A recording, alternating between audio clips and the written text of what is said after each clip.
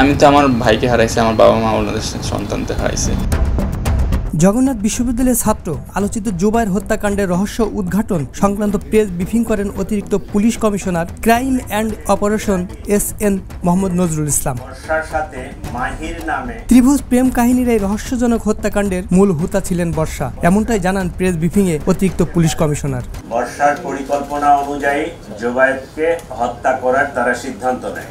মাহির তার বন্ধু আইলান সহ তারা পরিকল্পনা মাফিক এই চাকু দিয়ে তার গলায় পোস্ট দিলে জুবায়ের অতিরিক্ত রক্তক্ষরণে সেখানে মারা যায়।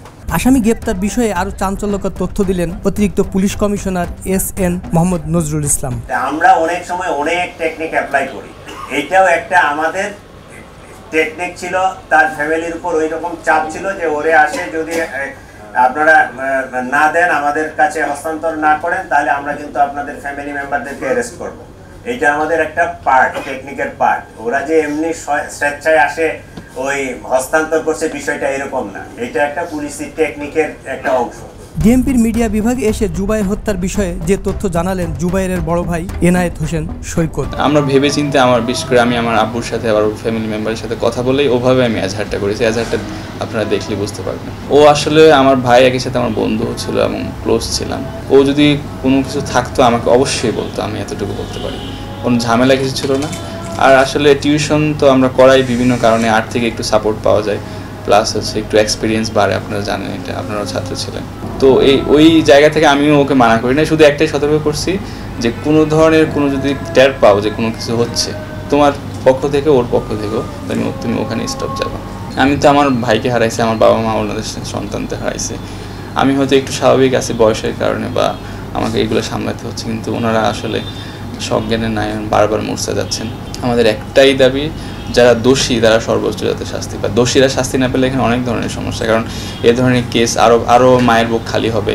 জুবায়ের হত্যার পরিকল্পনাকারী হিসেবে মূল হোতা ছিল বর্ষা এবং সহযোগিতায় ছিলেন মাহিম। যখন জুবায়েরকে হত্যা করা হয় তখন উপস্থিত ছিলেন তারা দুজনেই। ডিসি লালবাগের ভাষ্য মতে নিষ্ঠুরভাবে তারা দুজন মিলে জুবায়েরকে হত্যা করে। বর্ষাকে জুবায়ের বলছে যে আমাকে বাঁচাও, বর্ষা বলছে তুমি না শুনলে আমি মাহিরের হব না, এই টাইপের একটা ইয়া ছিল।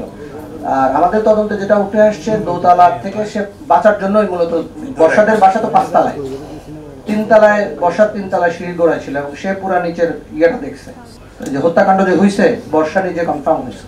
3 তলায় পৌঁছানোর পরে সে ইয়াকে পাইছে, বর্ষাকে পাইছে। ওইখানে সে বর্ষাকে বলছে আমাকে বাঁচাও, সে আর কোনো হেল্প করে নাই, বলছে যে তখন ওইখানেই জুবায়ের পড়ে গেছে। তবে অপরাধ বিশেষজ্ঞদের মতে জুবায়ের হত্যাকাণ্ডের মতো ঘটনা একাধিকবার ঘটলেও আইন শৃঙ্খলা বাহিনীর পক্ষ থেকে অপরাধীর বিরুদ্ধে কঠোর ব্যবস্থা না থাকায় একই অপরাধ বারবার সংঘটিত হচ্ছে, এমনটাই জানান এই অপরাধ বিশেষজ্ঞ। এখন ত্রিভুজ প্রেমের যে বৈশিষ্ট্য, সেখানে আসলে এই ধরনের বিপর্যয় ঘটবেই।